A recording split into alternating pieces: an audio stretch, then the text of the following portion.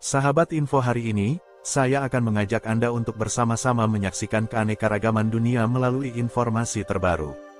Jangan lupa tekan tombol langganan dan lonceng notifikasi, supaya Anda tidak ketinggalan kabar seru berikutnya.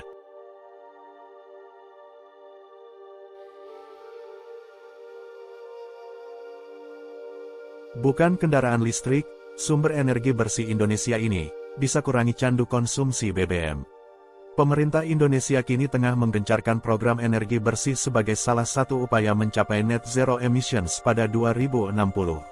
Emisi gas dinilai jauh lebih rendah daripada batu bara, sehingga cocok untuk sumber energi saat transisi dari energi fosil ke energi bersih.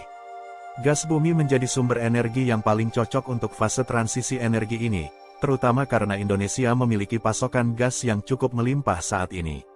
Gas adalah yang paling cocok memang untuk transisi sebelum kita sepenuhnya menggunakan EBT.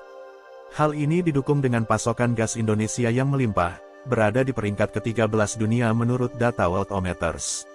Data juga menunjukkan produksi gas tahunan Indonesia berada di posisi ke-11 dunia, sehingga menunjukkan besarnya potensi jika penggunaan gas dioptimalisasi. Sekitar 30 tahun yang lalu, Indonesia pernah memanfaatkan gas sebagai sumber energi untuk sektor transportasi. Saat itu, telah dibangun 28 stasiun pengisian bahan bakar gas, tetapi permintaan untuk kendaraan berbahan bakar gas menurun karena kurangnya dukungan kebijakan pemerintah. Harga BBG saat ini senilai Rp4.500 per liter setara premium. Konsumsi 1 liter kendaraan berbasis bahan bakar minyak dapat menempuh jarak 12 km, sedangkan bahan bakar CNG dapat menempuh jarak 13,5 km dari setiap penggunaan 1 LSP. Berdasarkan data tersebut, penggunaan BBG dapat lebih murah dibanding BBM, sebesar Rp833, sedangkan BBG jauh lebih murah senilai Rp333. Sayangnya penggunaan SPBG tendean ini hanya ditargetkan untuk mobil taksi milik Bluebird. Salah satu permasalahan ini disebabkan oleh beberapa faktor, ada 4 hal yang harus dipenuhi untuk program BBG ini. Pertama, pasokan gas. Kedua, keberadaan tempat pengisian gas. Ketiga, ada penggunanya, dan terakhir harga yang cocok. Data menunjukkan, konsumsi gas Indonesia stagnan dengan kecenderungan menurun dalam beberapa tahun terakhir. Dalam periode tahun 2010 sampai tahun 2022, konsumsi gas menunjukkan penurunan 17% menjadi 36,1 miliar meter kubik.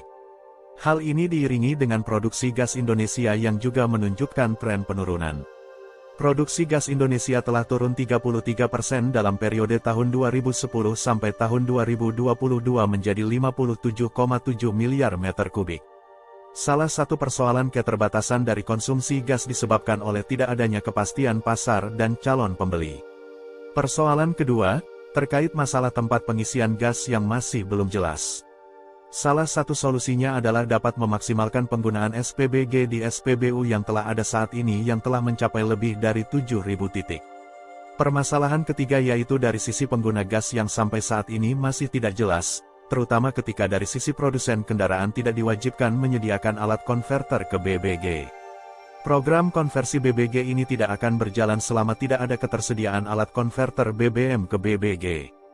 Agar produsen mobil ini menyediakan alat konverter, maka menurutnya memang diperlukan payung hukum atau regulasi yang mewajibkan semua mobil yang dirakit atau diproduksi harus ada konverter kit BBG.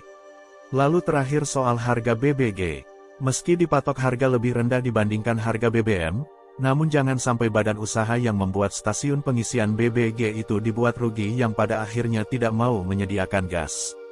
Tidak hanya itu, penggunaan BBG juga terhitung lebih ramah lingkungan, intensitas emisi yang dihasilkan oleh bahan bakar minyak lebih besar dibanding gas alam, baik dari segi karbon dioksida, metana, dan nitrus oksida. Kepala Unit Percepatan Proyek Migas Waras Budi Santosa mengatakan, Jawa Timur kemungkinan akan mengalami kelebihan pasokan gas pada 2023. Persoalan ini memerlukan adanya kebijakan yang lebih condong dalam penggunaan gas dibanding sumber energi seperti minyak dan batu bara yang lebih kotor.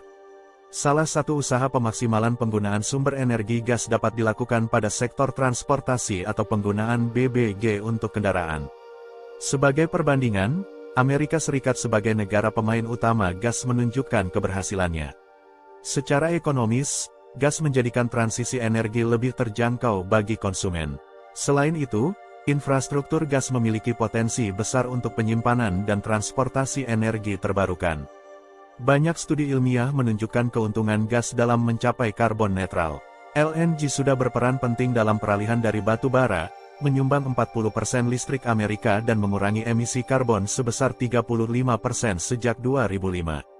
LNG menggantikan batu bara dan membawa manfaat lingkungan yang signifikan.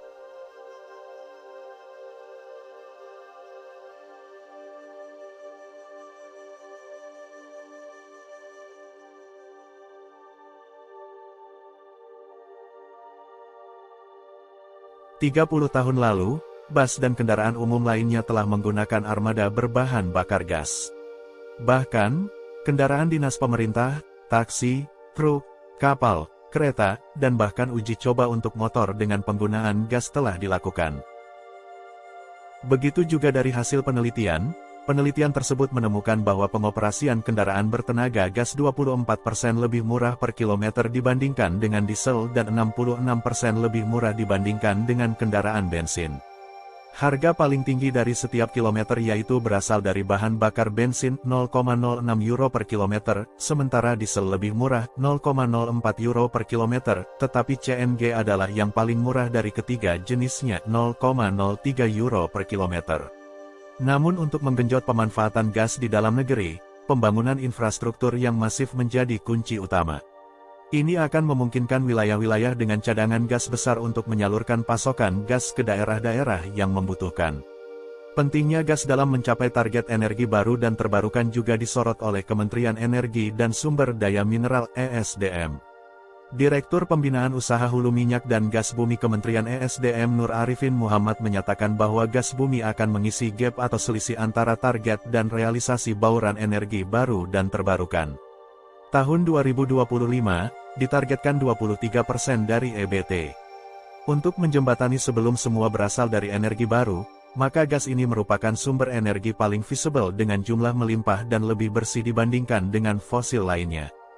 Meskipun gas diakui sebagai solusi transisi yang efektif, kebijakan dan regulasi yang mendukung penggunaan gas di Indonesia perlu diperjelas.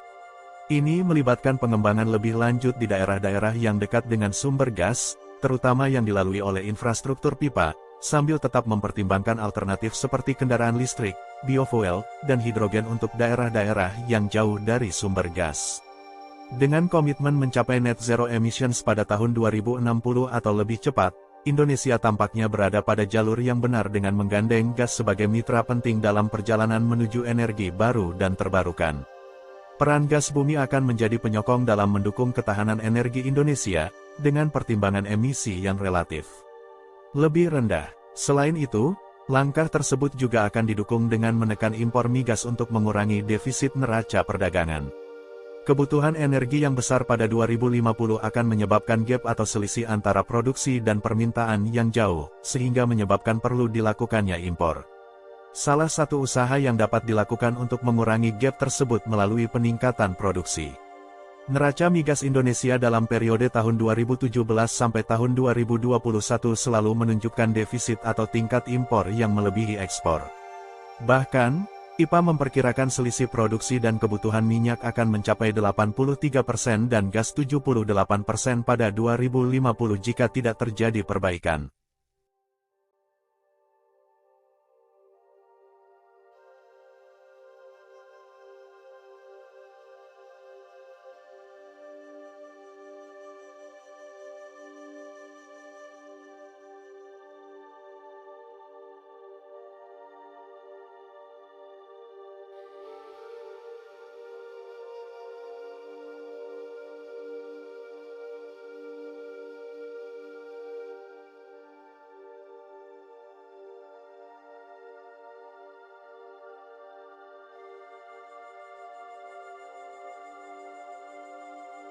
Sahabat info hari ini, terima kasih sudah menyempatkan waktu untuk menonton.